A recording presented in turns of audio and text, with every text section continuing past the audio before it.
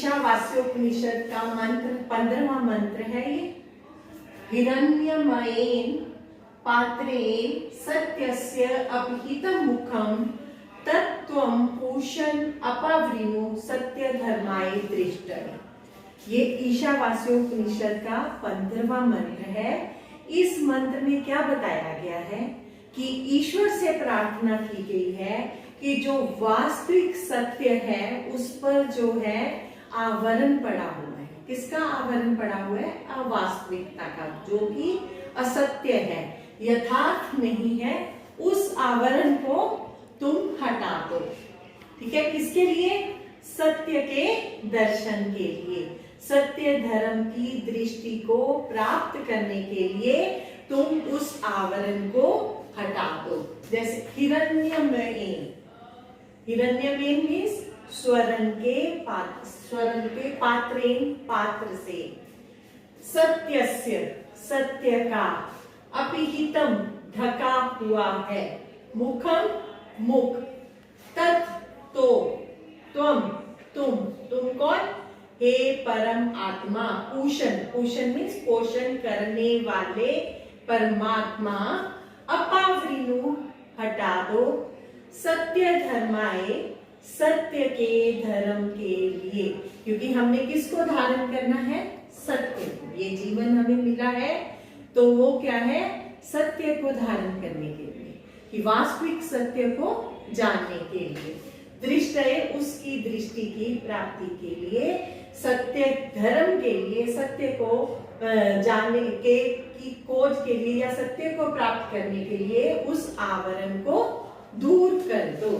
तो क्लियर, इसमें स्पष्ट यही बताया है कि जो सत्य है वो सदा ही छिपा रहता है।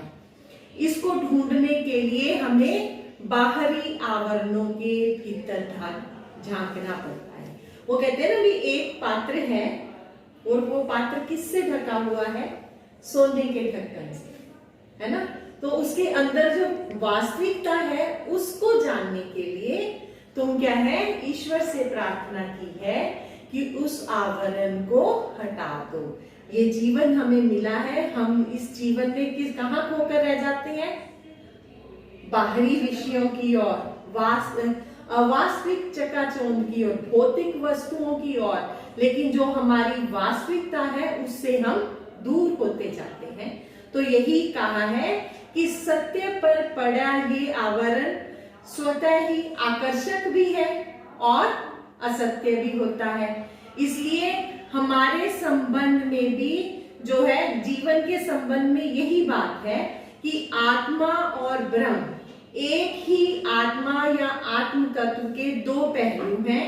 आत्मा के ऊपर किसका है? मन और बुद्धि के संपर्क के कारण कुछ ऐसे आवरण पड़ जाते हैं जिसके कारण हम अपना जो मूल है उसको भूलकर अपनी दृश्यमान, जो जगत में हमें चीजें बाहरी चकाचौंध दिखाई देती है, बहुत भौतिक वस्तुओं का आकर्षण दिखाई देता है, उन सीमाओं में ही हम उलझ जाते हैं।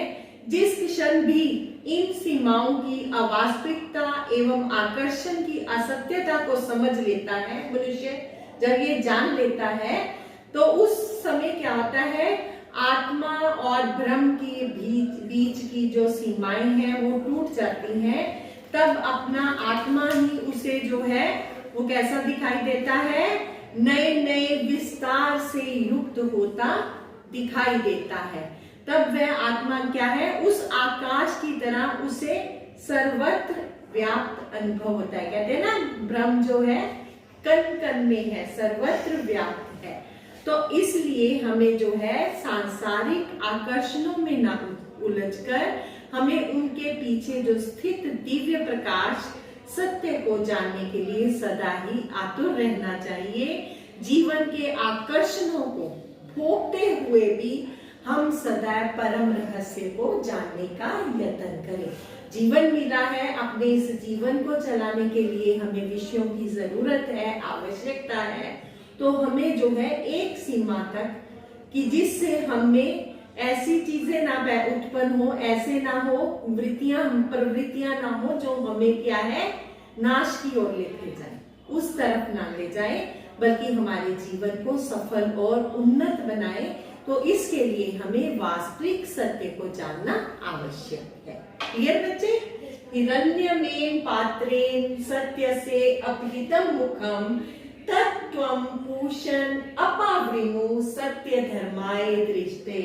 हे पोषण करने वाले परमात्मा, तुम सत्य के धर्म के लिए हिरण्यम स्वर्ण के पात्र से ढके हुए सत्य के मुख को उजागर करो और इसके लिए सत्य की प्राप्ति के लिए।